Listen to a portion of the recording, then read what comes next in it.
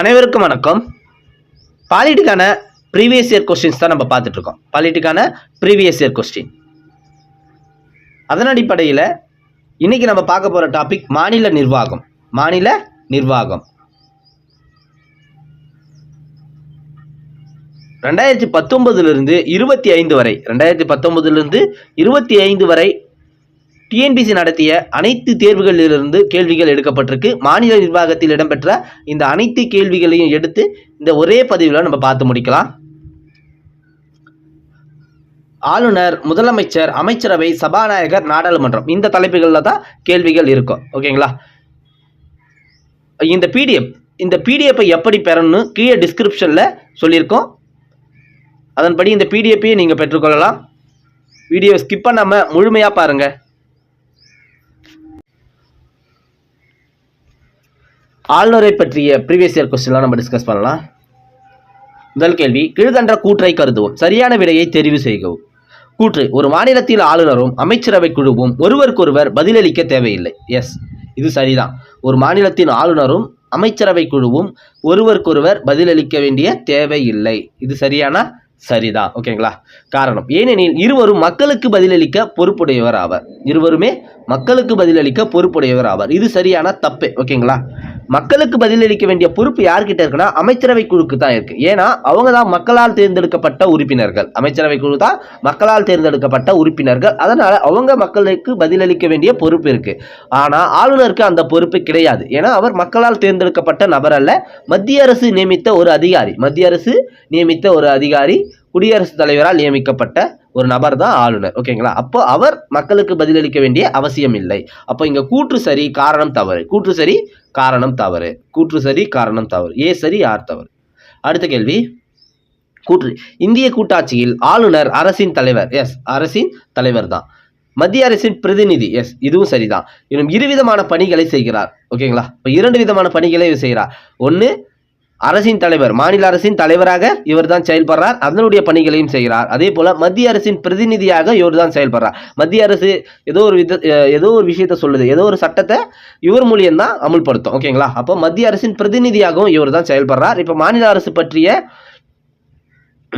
பற்றி அங்க தகவல் இவர் தான் சொல்லுவார். ஆளுநர் தான் தகவல் சொல்லு, சட்ட ஒழுங்கு எப்படி இருக்கு, மாநிலத்தில் சட்ட ஒழுங்கு எப்படி இருக்கு, இந்த முக்கியமான தகவல் எல்லாம் ஆளுநர் தான் மத்திய அரசுக்கு சொல்லுவார். அப்போ அரசின் தலைவராகவும் செயல்படுறார், மத்திய அரசின் பிரதிநிதியாகவும் ஆளுநர் தான் செயல்படுறார். அப்போ கூற்று சரி.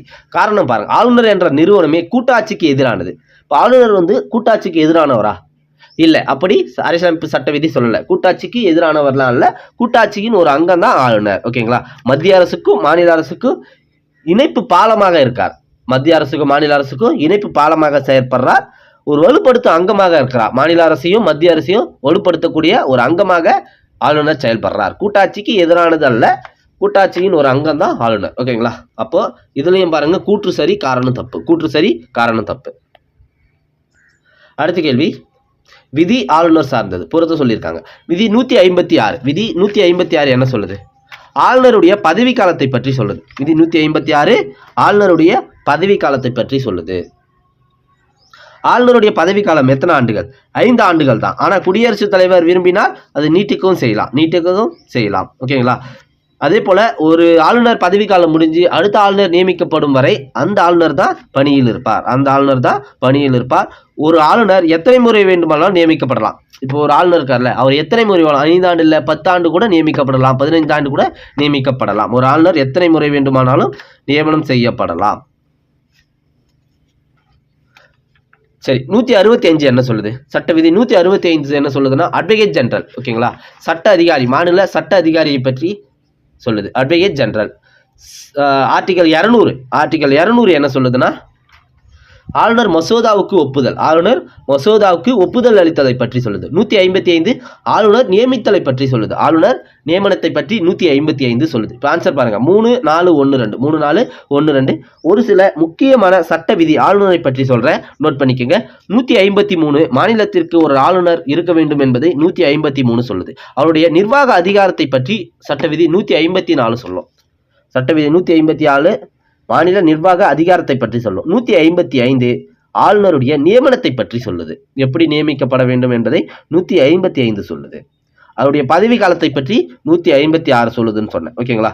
57 பற்றி தகுதிகள், ஒரு ஆளுநர் இருப்பதற்கான தகுதிகளை பற்றி 157 சொல்லுது. ஓகேங்களா. அவருடைய தகுதிகள் என்னென்னு சொல்லிட்டு சொல்லுது. இந்திய குடிமகனாக இருக்க வேண்டும், 35 வயது நிரம்பி இருக்க வேண்டும், பாராளுமன்ற சட்டமன்ற உறுப்பினராக இருக்கக்கூடாது, சப்போஸ் இருந்தால் பதவி ராஜினாமா செய்யணும், அதே போல் கவர்மெண்ட் ஒர்க்கில் இருக்கக்கூடாது, மத்திய அரசிலும் சரி மாநில அரசிலும் சரி அரசு பணியில் இருக்கக்கூடாது. ஓகேங்களா. இதெல்லாமே தகுதிகள், ஆளுநராக இருப்பதற்கான தகுதிகள். ஓகேங்களா. 157. 158 என்ன சொல்லணும்னா நிபந்தனைகள், ஆளுநர் பதவியின் நிபந்தனை பற்றி சொல்லும், பதவி பிரமாணம் பற்றி 159 சொல்லும். ஓகேங்களா. இதெல்லாம் வந்து ஆளுநரை பற்றிய முக்கியமான விதிகள். அதே போல் 161 என்ன சொல்லணும்னா இது ரொம்ப முக்கியம். 161 என்பது சில வழக்குகளில் குற்றங்களை மன்னிக்கவும் நீக்கவும் குறைக்கவும் ஆளுநருக்கு உள்ள அதிகாரம். ஓகேங்களா. தண்டனை பெற்ற ஒருவருடைய தண்டனையை மன்னிக்கவும் நீக்கவும் குறைக்கவும் ஆளுநருக்கு அதிகாரம் இருக்குது. அதற்கான சட்டவிதி தான் சட்டவிதி 161. சட்டவிதி 161.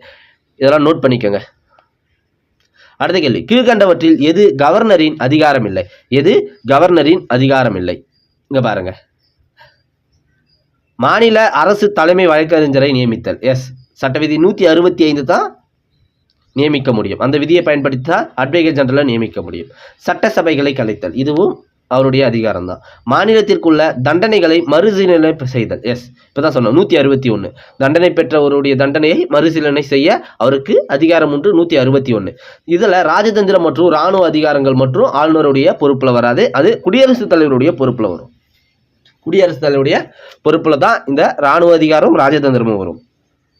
இராணுவ படைகளின் உச்ச தலைமை அதிகாரி யாரு? குடியரசுத் தலைவர் தான். இராணுவ படைகளின் உச்ச தலைமை அதிகாரி குடியரசுத் தலைவர் தான். அதே போல அந்நிய நாடுகளுடன் உடன்படிக்கை, இந்த தூதர்கள் நியமிப்பது, இது எல்லாமே ராஜதந்திரத்துல வரும். இதுவும் குடியரசுத் தலைவர்ல தான் சாரும். ஓகேங்களா. அப்ப ஆப்ஷன் ஏ பொருந்தாதது.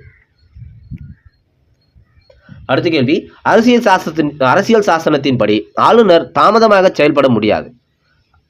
ஆளுநர் தாமதமாக செயல்படும், ஆயினும் சில கடமைகளை தவிர என்பதை டேஷ் கூறினார்.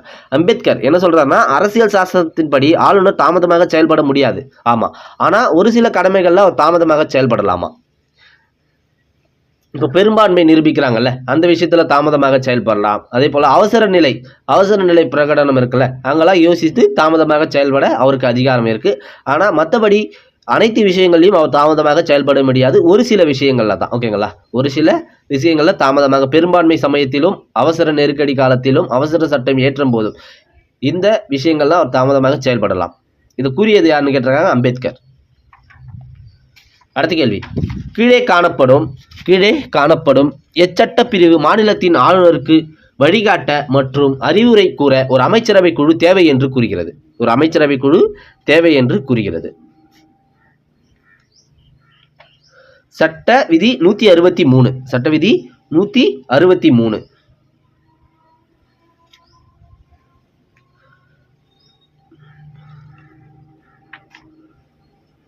சட்ட விதி 164 என்ன சொல்லுது? சட்டப்பிரிவு 164 என்பது அமைச்சர்களுடைய நியமனத்தை பற்றி சொல்லும். அமைச்சர்களுடைய நியமனத்தை பற்றி தான் 164 சொல்லும். ஓகேங்களா. சரி, அடுத்த கேள்வி போலாமா?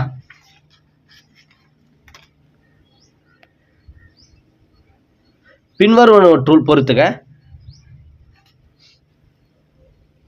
ஆர்டிகல் சட்டப்பிரிவு 156. சட்டப்பிரிவு 156 ஆளுநருடைய பதவி காலத்தை பற்றி சொல்லும். ஆளுநருடைய பதவி காலம் ஆல்ரெடி சொல்லிட்டேன். சட்டப்பிரிவு 155 அவருடைய நியமனம், ஆளுநருடைய நியமனத்தை பற்றி சொல்லும். சட்டப்பிரிவு 157 தகுதிகள், ஆளுநராக நியமனம் செய்வதற்கான தகுதிகள். 161 ஆளுநரின் மன்னிப்பு அதிகாரம், தண்டனை பெற்றவருடைய மன்னிப்பு அதிகாரம். ஓகேங்களா. இது எல்லாத்தையுமே நான் ஒரு முன் கொஸ்டின் சொல்ல டீட்டெயிலாக சொன்னேன். நான் ஆன்சர் பாருங்க, 2, 3, 4, 1. ஓகேங்களா. 156 என்ன, 155 என்ன, 157 என்ன, 161 என்ன, இது எல்லாத்தையும் சொன்னேன். ஓகேங்களா. அதனால இது எல்லாத்தையுமே நோட் பண்ணிக்கோங்க. அடுத்து, இந்திய அரசியல் சாசனத்தின் 164வது பிரிவு டேஷ் நலத்திற்காக தனியாக ஒரு அமைச்சரவை மாநில அரசு நியமிக்க அதிகாரம் அளிக்கிறது. பழங்குடியினர் சட்ட விதி 164 என்ன சொல்லுதுன்னா, அமைச்சர்களுடைய நியமனத்தை பற்றி தான் சொல்லுது. அப்போ சட்ட விதி 164 ஆனது அமைச்சர்களுடைய நியமனத்தை பற்றி சொல்லுது. ஆனா ஒரு நலத்திற்காக ஒரு பிரிவிற்காக தனியாக ஒரு அமைச்சர் நியமிக்கப்படலாம் என்று மாநில அரசுக்கு அதிகாரம் இருக்குன்னு சொல்லிட்டு 164 சொல்லுது. அது எந்த நலனா பழங்குடியினருடைய நலத்திற்காக ஒரு அமைச்சரவை நியமிக்க வேண்டும் என்று சொல்லுது. ஓகேங்களா, அது பழங்குடியினர். 164 வந்து அமைச்சர்களுடைய நியமனத்தை தான் சொல்லுது. ஆனா குறிப்பிட்ட ஒரு சமூகத்திற்கு மட்டும் ஒரு அமைச்சரை நியமிக்கலாம் சொல்லிட்டு இந்த பழங்குடியினரை சொல்றாங்க. ஓகேங்களா, பழங்குடியினர் நலத்திற்காக தனியாக ஒரு அமைச்சரை மாநில அரசு நியமிக்க அதிகாரம் அளிக்கிறது. அடுத்து, லோக் ஆயுக்தா உறுப்பினர்களை நியமனம் செய்பவர் யார்? லோக் ஆயுக்தா உறுப்பினர்களை நியமனம் செய்பவர் யார்? ஆளுநர். லோக் ஆயுக்தா உறுப்பினர்களை நியமனம் செய்பவர் ஆளுநர். ஓகேங்களா, லோக் ஆயுக்தானா என்னன்னா அரசு அதிகாரிகள் அவங்களுடைய ஊழலை கண்காணிக்கிறதுக்காக அமைக்கப்பட்ட ஒரு அமைப்பு தான் லோக் ஆயுக்தா. ஓகேங்களா, அரசு அதிகாரி இருக்காங்கல்ல அவங்களுடைய ஊழலை கண்காணிப்பதற்காக ஒரு குழு அமைக்கப்பட்டது, அதுதான் லோக் ஆயுக்தா. ஓகேங்களா, இது எப்போ அமைக்கப்பட்டதுன்னா 2013 லோக்பால் மற்றும் லோக் ஆயுக்தா சட்டத்தின் மூலம். லோக்பால் மற்றும் லோக் ஆயுக்தா சட்டம் 2013 ஏன் அமைக்கிறாங்க? அரசு அதிகாரிகளுடைய ஊழலை கண்காணிக்கத்தான் இந்த அமைப்பு இருக்கு. அடுத்து, சட்டப்பிரிவு மாநில ஆளுநரின் சிறப்புரிமைகளை விளக்குகிறது. எந்த சட்டப்பிரிவு மாநில ஆளுநரின் சிறப்புரிமைகளை பற்றி கூறுகிறது? சட்டப்பிரிவு 361 பிரிவு 1. 361 பிரிவு 1. அதாவது இது என்ன சொல்லுதுன்னா, கைது செய்ய முடியாது, குடியரசுத் தலைவரையோ ஆளுநரையோ கைது செய்ய முடியாது, நீதிமன்றம் கைது செய்ய முடியாது, குற்றவியல் வழக்கு தொடர முடியாது, அவங்களுக்கு சமன் அனுப்ப முடியாது. அவங்க ஏதோ ஒரு விஷயத்தை கடமைகளை செய்யும் போது அதில் நீதிமன்றம் தலையிட முடியாது. அதுதான் அவங்களுக்கான சிறப்புரிமை. 361 உட்பிரிவு 1 தான் அதை சொல்லுது. கைது பண்ண முடியாது, சமன் அனுப்ப முடியாது, குற்றவியல் வழக்கு தொடர முடியாது அவங்க ஆளுநராக இருக்கும் வரை. ஓகேங்களா, அப்போ அவங்களுக்கான சிறப்புரிமை கூற சட்ட விதி 361 உட்பிரிவு 1. அடுத்த கேள்வி, எந்த சட்டப்பிரிவின்படி ஆளுநர் மாநில நிர்வாகத்தின் அதிகாரங்கள் மற்றும் பணிகளில் அதிகாரம் பெற்றவராக திகழ்கிறார்? எந்த சட்டப்பிரிவு?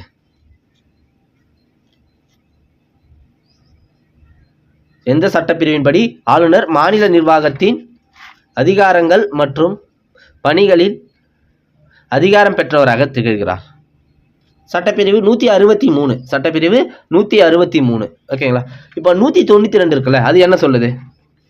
192 சட்டமன்ற உறுப்பினர்களுடைய தகுதி நீக்கத்தை பற்றி தான் சட்டப்பிரிவு 192 சொல்லும். சட்டமன்ற உறுப்பினர்களுடைய தகுதி நீக்கத்தை பற்றி சொல்லும். 110 சட்டப்பிரிவு 110 என்ன சொல்லுது? பண மசோதாவை பற்றி சட்டப்பிரிவு 110 சொல்லும். பண மசோதாவை பற்றி. 162 மாநிலங்களுக்கு நிர்வாக அதிகாரத்தை நீட்டித்தலை பற்றி சொல்லும். ஓகேங்களா, மாநில நிர்வாக அதிகார வரம்பை பற்றி தான் 162 சொல்லுது. இங்க நம்மளுக்கான கொஸ்டின் என்னன்னா, எந்த சட்டப்பிரிவின்படி ஆளுநர் மாநில நிர்வாகத்தின் அதிகாரங்கள் மற்றும் பணிகளில் அதிகாரம் பெற்றவராக திகழ்கிறார்? ஆப்ஷன் பி சட்டப்பிரிவு 163. அந்த ஆப்ஷன்ல இருக்கிற மற்ற சட்ட விதிலாம் சொன்னல, அதையும் நோட் பண்ணிக்கோங்க. அடுத்து, ஒரு மாநிலத்தின் செயலாற்றும் அதிகாரங்கள் ஆளுநரிடம் இருக்கும் என கூறும் அரசமைப்பு விதி எது? ஒரு மாநிலத்தின் செயலாற்றும் அதிகாரங்கள் ஆளுநரிடம் இருக்கும் என கூறும் அரசியலமைப்பு விதி 154. மாநில நிர்வாக அதிகாரம் ஆளுநரிடம் இருக்குன்னு சொல்லிட்டு 154 தான் சொல்லும். 154 தான் சொல்லும். 153 என்ன சொல்லுது? ஒரு மாநிலத்திற்கு ஆளுநர் என்பவர் இருக்க வேண்டும் என்பதை 153 சொல்லும். ஓகேங்களா, 155 ஆளுநருடைய நியமனத்தை பற்றி சொல்லும். 156 அவருடைய பதவி காலத்தை பற்றி சொல்லும். ஆளுநர் யாரால் நியமிக்கப்படுகிறார்? குடியரசுத் தலைவரால் தான் ஆளுநர் நியமிக்கப்படுகிறார். குடியரசுத் தலைவரால் தான் ஆளுநர் நியமிக்கப்படுகிறார். சரி, குடியரசுத் தலைவர் வேற யாரெல்லாம் நியமிக்கிறார்? உயர்நீதிமன்ற நீதிபதிகளை குடியரசுத் தலைவர் தான் நியமிப்பார். அதே போல உச்சநீதிமன்ற நீதிபதிகளை குடியரசுத் தலைவர் தான் நியமிப்பார். இந்திய தேர்தல் ஆணையர்களையும் குடியரசுத் தலைவர் தான் நியமிப்பார். ஓகேங்களா, இது போல முக்கியமான நியமனங்கள் அனைத்துமே குடியரசுத் தலைவர் தான் செய்வார். அடுத்த கேள்வி போலாம். மாநில ஆளுநரின் நீதிமன்ற அதிகாரம் குறித்து கீழ்கண்ட கூற்றை கருதுக. விருப்பத் தெரிவிலிருந்து சரியான விடையை தேர்ந்தெடுக்கவும். துணிவு ஏ. மன்னிப்பளிக்கும் அதிகாரம் 161வது சட்ட உறுப்பின் கீழ் மிகவும் விரிவானது, அது எந்த எல்லையும் கொண்டிருக்கவில்லை. மன்னிப்பளிக்கும் அதிகாரம் 161வது சட்ட உறுப்பின் கீழ் மிகவும் விரிவானது, அது எந்த எல்லையும் கொண்டிருக்கவில்லை. பாருங்க, அவரோ அறிவை நன்கு செலுத்தி ஆராயாத பொழுதும் உரிய நம்பகமான ஆவணங்களை பரிசீலிக்காத பொழுதும் அத்துமீறும் உணர்வுக்கு ஆட்பட்டிருக்கும் போதும் நீதி புனராய்வு என்பது சாத்தியமானது.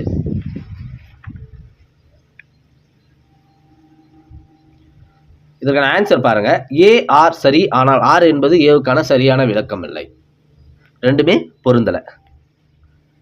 அடுத்த கேள்வி, மாநில ஆளுநர் பற்றி கீழ்கண்ட வாக்கியங்களில் எது தவறானது? மாநில தலைமை வழக்கறிஞரை நியமிக்கிறார். எஸ், மாநில தலைமை வழக்கறிஞரை அட்வொகேட் ஜெனரல் இவர் தான் நியமிக்கிறார். மாநில பல்கலைக்கழகங்களின் வேந்தரை நியமிக்கிறார். இது சரியா? தப்பு. பல்கலைக்கழகங்களின் வேந்தராக ஆளுநர் தான் இருப்பார். பல்கலைக்கழகங்களின் வேந்தராக ஆளுநர் தான் செயல்படுவார். அடுத்த கேள்வி பாருங்க. அடுத்த ஆப்ஷன் முதலமைச்சரை நியமிக்கிறார். எஸ், முதலமைச்சரை நியமிக்கிறார். மாநில தேர்தல் அதிகாரியை நியமிக்கிறார். எஸ், இதுவும் சரி. அப்போ ஆப்ஷன் பி என்பது தான் தவறு. மாநில பல்கலைக்கழகங்களின் வேந்தரை இவர் நியமிக்கல, இவர் தான் வேந்தராகவே செயல்படுறார். அடுத்து, விதி 200 விளக்குவது. விதி 200 விளக்குவது. மாநில பட்டியலில் பாராளுமன்றம் சட்டம் இயற்றலாம். மாநில பட்டியலில் பாராளுமன்றம் சட்டம் இயற்றலாம். தப்பு. விதி 200 என்ன சொல்லுதுன்னா, ஆளுநர் மசோதாவை குடியரசுத் தலைவரின் ஒப்புதலுக்காக வைத்துக் கொள்ளுதல். ஆளுநர் அவர் ஒரு மசோதாவை குடியரசுத் தலைவர் ஒப்புதலுக்காக வைத்துக் கொள்வதை பற்றி தான் விதி 200 சொல்லுது. அடுத்த கேள்வி, நிதிநிலை அறிக்கை மாநிலங்களுக்கு அனுமதி யாரிடம் பெற வேண்டும்? நிதிநிலை அறிக்கை மாநிலங்கள் அனுமதி யாரிடம் பெற வேண்டும்? ஆளுநர் கிட்ட தான் பெறணும். ஓகேங்களா? மாநில நிதிநிலை அறிக்கையை அனுமதியை ஆளுநர் கிட்ட தான் பெற வேண்டும். அடுத்து, கீழ்கண்ட கூற்றை கருதுவோம். 1. ஆளுநர் குடியரசுத் தலைவரால் நியமிக்கப்படுகிறார். சரியா? எஸ், சரி. அவர் மத்திய அரசாங்கத்தால் நியமனம் செய்யும் நபர் ஆவார். எஸ், சரி. வரைவு அரசியலமைப்பு சட்டம் ஆளுநர் நியமனத்திற்கு மறைமுக தேர்தல் முறையை வழங்கியது. இது தப்பு. மறைமுக தேர்தல் முறையை வழங்கல. 4 பாருங்க. அரசியலமைப்பு நிர்ணய சபை ஆளுநர் தேர்தலுக்கு மறைமுக நியமன முறையை எடுத்துக்கொண்டது. எஸ், அரசியல் நிர்ணய சபை தான் எடுத்துக்கொண்டிருக்கு. ஆனா வரைவு அரசியலமைப்பு சட்டம் மறைமுக தேர்தலை வழங்கல, அரசியல் நிர்ணய சபை தான் எடுத்துக்கொண்டிருக்கு. அப்போ 1, 2, 4 சரி. 1, 2, 4 சரி. மாநில ஆளுநர் நியமனத்தை செய்பவர் யார்? குடியரசுத் தலைவர். யார் நியமனம் செய்கிறார்? குடியரசுத் தலைவர் தான் நியமனம் செய்கிறார். அடுத்து, கூற்று. குடியரசுத் தலைவர் விரும்பும் வரை ஆளுநர் பதவியில் நீட்டிப்பார். சரியா? சரிதான். மாநில ஆளுநரை குடியரசுத் தலைவர் நியமிக்கிறார். இதுவும் சரிதான். ஓகேங்களா? இப்போ ஏ ஆர் இரண்டும் சரி. ஆர் என்பது ஏவின் சரியான விளக்கமாகும்.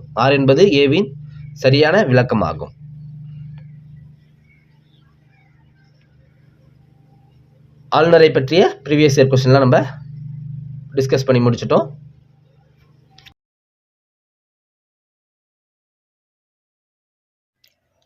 அடுத்துதான் நம்ம முதலமைச்சர் மற்றும் அமைச்சர்களுடைய ப்ரீவியஸ் இயர் கொஸ்டின்லாம் பார்க்கலாம்.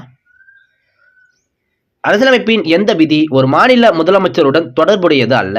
அரசியலமைப்பின் எந்த விதி ஒரு மாநில முதலமைச்சருடன் தொடர்புடையது அல்ல? அப்போ தொடர்புடைய விதிகள்லாம் நம்மளுக்கு தெரியணும்.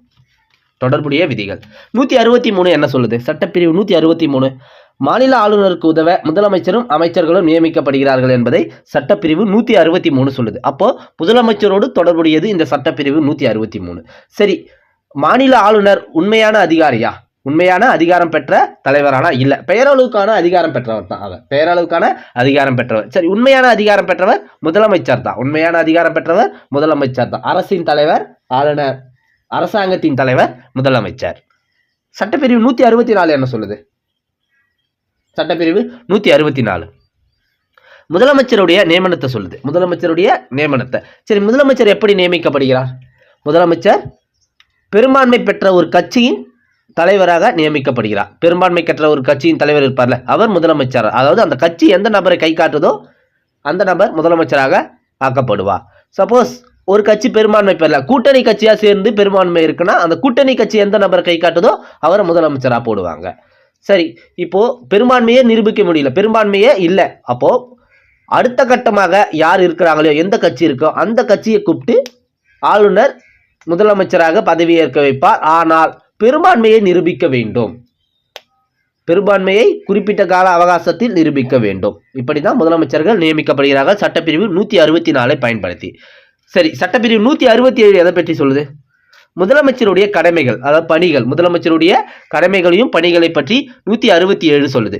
அப்போ 165 மட்டும்தான் தொடர் இல்லை. 165 எதை பற்றி சொல்லுவோம்னா சட்ட ஆலோசகர் நியமனம், அட்வொகேட் ஜெனரல் பற்றி 165 சொல்லுது. 165 பயன்படுத்தி தான் சட்ட ஆலோசகரை நியமிக்கிறாங்க, அட்வொகேட் ஜெனரல். ஓகேங்களா? அப்போ சீதா தொடர்புடையது அல்ல. அடுத்த கேள்வி, மாநிலத்தின் முதலமைச்சர் நியமனம் செய்பவர் யார்? மாநிலத்தின் முதலமைச்சரை நியமனம் செய்பவர் யார்?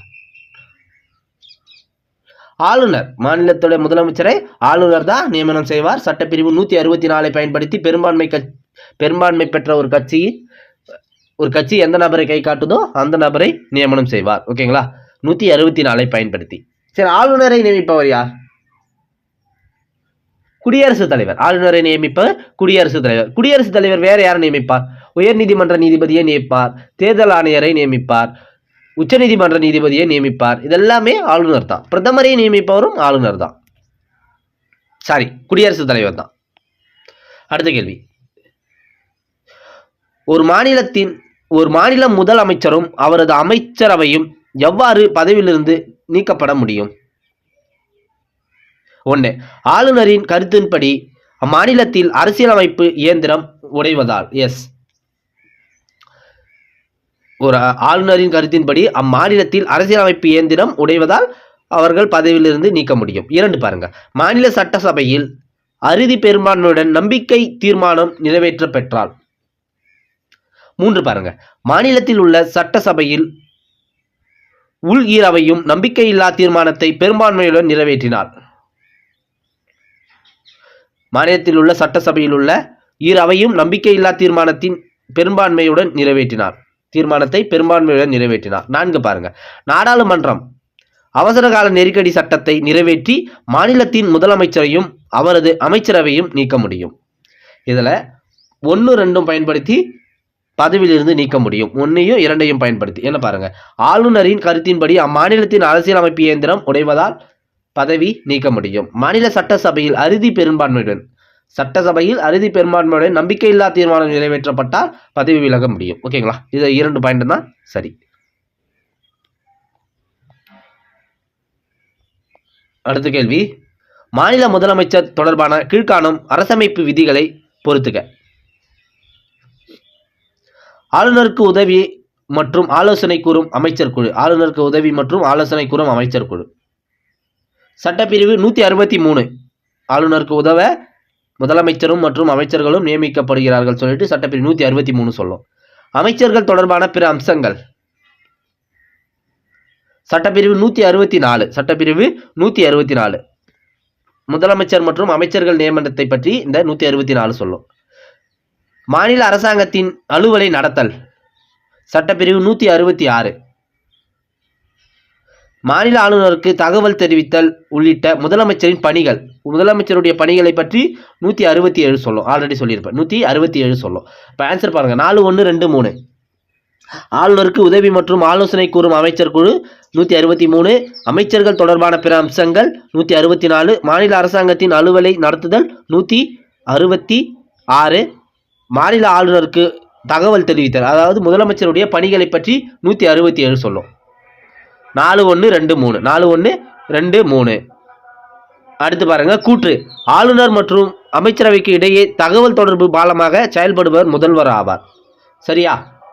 எஸ், சரிதான். ஆளுநர் மற்றும் அமைச்சருக்கு இடையே தகவல் தொடர்பு பாலமாக செயல்படுவர் முதல்வர் தான். காரணம், மாநில அமைச்சரவை குழுவுக்கு தலைவராக செயல்படுவர் முதல்வர். மாநில அமைச்சரவை குழுக்கு தலைவர் யார்? முதல்வர் தான். ஓகேங்களா? அப்போ 2மே சரிதான். அதே போல சரியான விளக்கமும் கூட. ஆப்ஷன் டி சரியான விளக்கமும் கூட. ஓகே, முதலமைச்சருடைய ப்ரீவியஸ் இயர் क्वेश्चन நம்ம பார்த்து முடிச்சிருக்கோம்.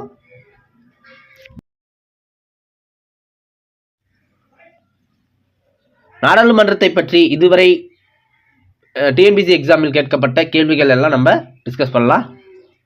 முதல் கேள்வி, மாநில சட்டமன்றம் தொடர்பான கீழ்கண்ட இணைகளில் சரியானவற்றை தேர்ந்தெடு. 1. மாநிலங்களில் மேலவை நீக்குதல் அல்லது உருவாக்குதல் பற்றி கூறும் சட்டப்பிரிவு. மாநிலங்களில் மேலவையை நீக்குதல் அல்லது உருவாக்குதல் பற்றி கூறும் சட்டப்பிரிவு 169. எஸ், சட்டப்பிரிவு 169 தான் ஒரு மாநிலத்தில் மேலவையை உருவாக்க முடியும், அதே போல மேலவை உள்ள ஒரு மாநிலத்தை நீக்கவும் முடியும். சட்டப்பிரிவு 169 பயன்படுத்தி இதை நிகழ்த்துவாங்க. இந்தியாவில் மொத்தம் 7 மாநிலத்தில் சட்டமன்ற மேலவை இருக்கு. கிழவை என்பது இந்தியாவில் அனைத்து மாநிலங்களிலும் இருக்கும். மேலவை என்பது அந்த மாநிலங்களோட விருப்பத்தின் பேரில் ஏற்படுத்தப்படும். அதை சட்டப்பிரிவு 169 பயன்படுத்தி ஏற்படுத்துவாங்க. சப்போஸ் எங்களுக்கு மேலவை வேணான்னு சொல்லிட்டு அந்த சட்டமன்றம் சொல்லிச்சுன்னா அதே 169 சட்டப்பிரிவு 169 பயன்படுத்தி நீக்கிடுவாங்க. இப்போ மேலவை என்பது சட்டப்பிரிவு 169 தொடர்புடையது. சட்ட மேலவை என்பது மாநிலங்களின் மேலவை என்பது. ஓகேங்களா? இந்தியாவில் மொத்தம் 7 மாநிலத்தில் மேலவை இருக்கு. அது எந்தெந்த மாநிலம் நான் சொல்றேன். அடுத்து மாநில சட்டமன்றங்களின் பதவி காலத்தை பற்றி சட்டப்பிரிவு 172 கூறுதானா? சரி, 172 தான் சட்டமன்றங்களின் பதவி காலத்தை பற்றி கூறுகிறது. 174 எதை பற்றி கூறுகிறது? சட்டப்பிரிவு 174 ஆளுநரின் சிறப்புரையை கூறுதானா? தப்பு. சட்டப்பிரிவு 174 என்பது மாநில சட்டமன்ற அமர்வை தள்ளி வைத்தல் கலைத்தலை பற்றி கூறுகிறது. மாநில சட்டமன்ற அமர்வை தள்ளி வைத்தல் கலைத்தலை பற்றி கூறுகிறது. 176 என்ன சொல்லுது? மசோதாக்கள் ஒப்புதல் சொல்லியிருக்காங்க, அதுவும் தப்பு. இதுவும் தப்பு தான், ரெண்டுமே தப்பு தான். 176 என்பது ஆளுநரின் சிறப்புரையை பற்றி கூறுகிறது. ஆளுநரின் சிறப்புரையை பற்றி கூறுகிறது. அப்போ இதுல 1, 2 சரி, 1, 2 சரி. அடுத்த கேள்விக்கு நகரலாம். கீழ்கண்டவற்றுள் மாநில சட்டமன்றத்தின் மேலவையை கொண்டுள்ள மாநிலங்களை தேர்ந்தெடு. இந்தியாவில் மாநில மேலவை உள்ள மாநில சட்டமன்ற மேலவை உள்ள மாநிலங்கள் மொத்தம் 7 மாநிலம். பீகார், உத்தரப்பிரதேசம், மகாராஷ்டிரா, ஜம்மு அண்ட் காஷ்மீர், கர்நாடகா, ஆந்திர பிரதேசம், தெலுங்கானா. இந்த 7 மாநிலத்தில் தான் மேலவை இருக்கு. சரி, மேலவையை எந்த சட்டப்பிரிவை பயன்படுத்தி உருவாக்கி இருப்பாங்க? 169. தமிழ்நாட்டில் மேலவை இருந்துச்சானா? இருந்துச்சு. தமிழ்நாட்டில் மேலவை இருந்துச்சு. 1986 வரைக்கும் இருந்துச்சு. 1986ல் சட்டப்பிரிவு 169 பயன்படுத்தி மேலவையை நீக்கிட்டாங்க. உங்களுக்கான ஒரு கேள்வி, அப்போதைய முதலமைச்சர் யார்? தமிழ்நாட்டின் அப்போதைய முதலமைச்சர் யார்? கமெண்ட்ல சொல்லுங்க. அடுத்த கேள்வி, பின்வரும் எந்த சட்டத்தின் மூலம் மாநில அரசுகள் மத்திய அரசின் ஒப்புதலோடு வெளிநாடுகளில் இருந்து கடன் பெற முடியும்? பின்வரும் எந்த சட்டத்தின் மூலம் மாநில அரசுகள் மத்திய அரசின் ஒப்புதலோடு வெளிநாடுகளில் இருந்து கடன் பெற முடியும்? இந்திய அரசு சட்டம் 1935. நல்லா பாருங்க, மத்திய அரசோட ஒப்புதல் இருக்கணும். இந்திய அரசு சட்டம் 1935 பயன்படுத்தி நம்ம கடன் பெற முடியும். இந்த 1935 அரசு சட்டம் ரொம்ப முக்கியமான சட்டம். ஏன்னா இந்த அரசு சட்டம் தான் ரிசர்வ் வங்கியை உருவாக்குது. இந்தியாவிற்கான ரிசர்வ் வங்கி இந்த அரசு சட்டத்தின் மூலம் தான் உருவாக்குது.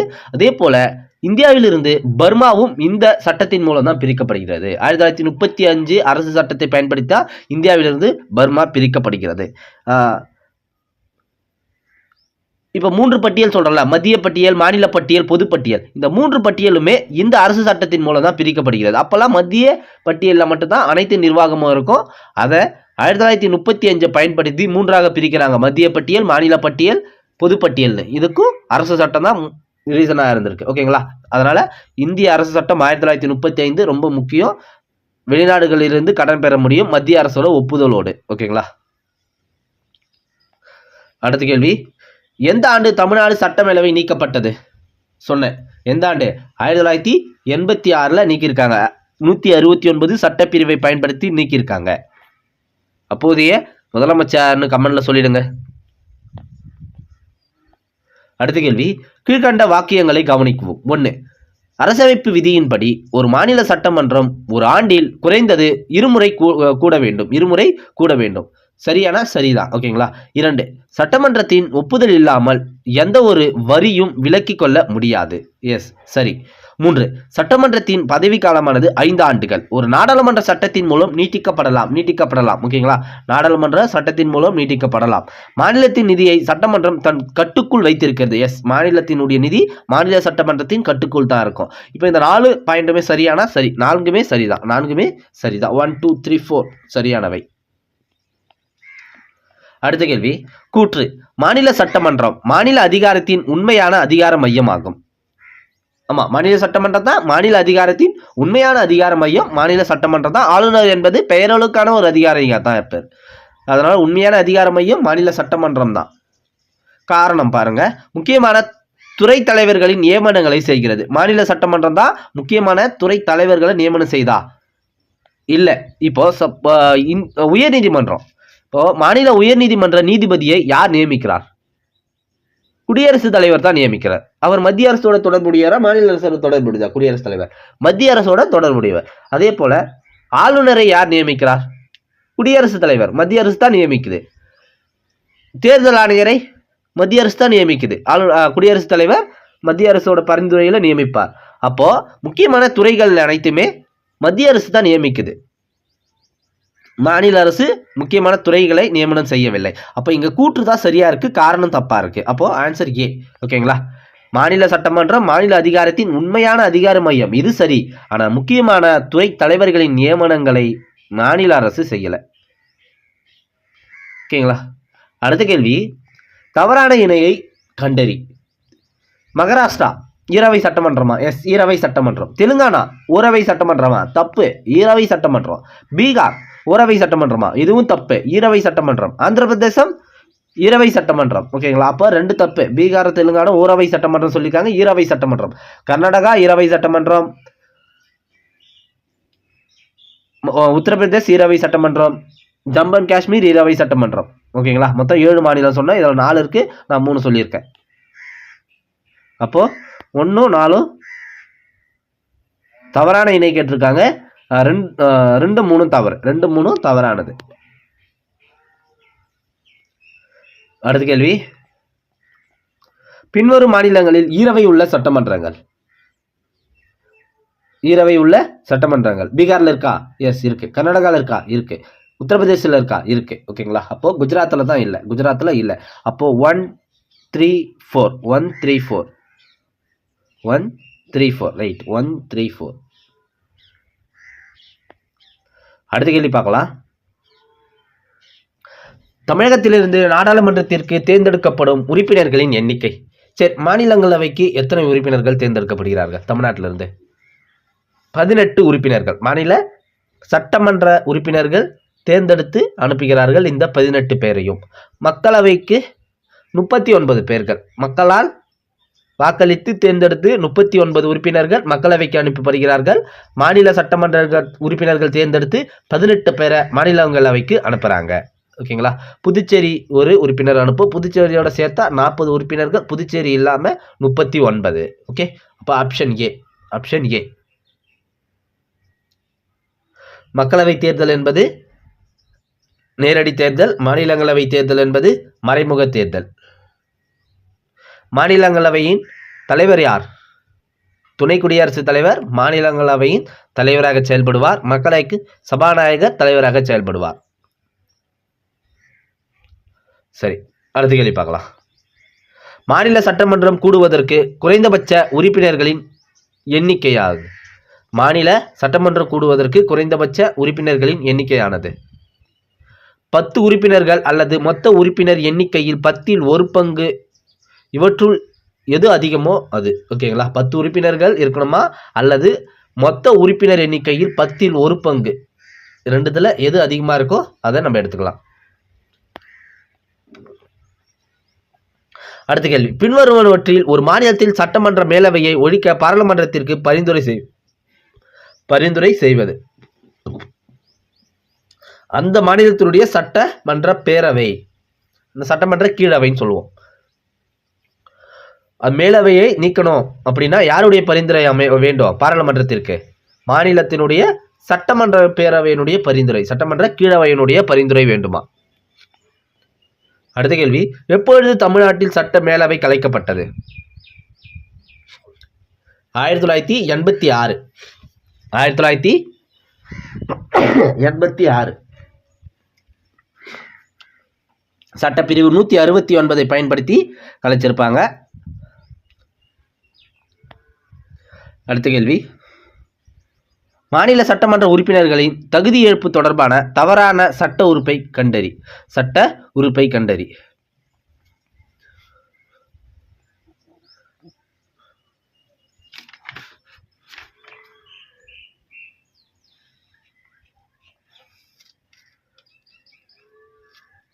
மாநில சட்டமன்ற உறுப்பினர்களின் தகுதி இழப்பு தொடர்பான தவறான சட்ட உறுப்பை கண்டறி.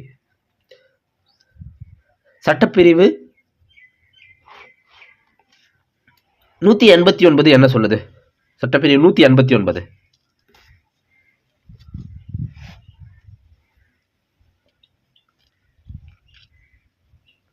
சட்டப்பிரிவு 189 வந்து ஒரு மசோதா மீது வாக்கெடுப்பு, ஒரு மசோதா தீர்மானத்தின் மீது வாக்கெடுப்பு பற்றி தான் 189 சொல்லும்.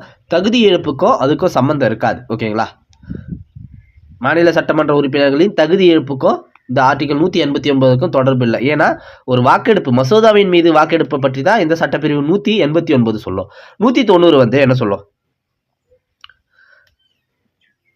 அதாவது ராஜினாமா பற்றி சொல்லும். சட்டமன்ற உறுப்பினர்களின் பதவி ராஜினாமா செய்யும் போது காலியாகல, அந்த பதவி காலியாகுதுல்ல, அதை பற்றி 190 சொல்லும். 190 உறுப்பினர்களின் தகுதி இழப்பை பற்றி சொல்லும். உறுப்பினர்களின் தகுதி இழப்பை பற்றி 191 சொல்லும். 191 உறுப்பினர்களின் தகுதி இழப்பை பற்றி சொல்லும். 190 வந்து காலியாதல், அந்த உறுப்பினர்களுடைய பதவி காலியாகுதுல்ல, ராஜினாமா செய்த பிறகு காலியாகிடும், அதை 190 சொல்லும்.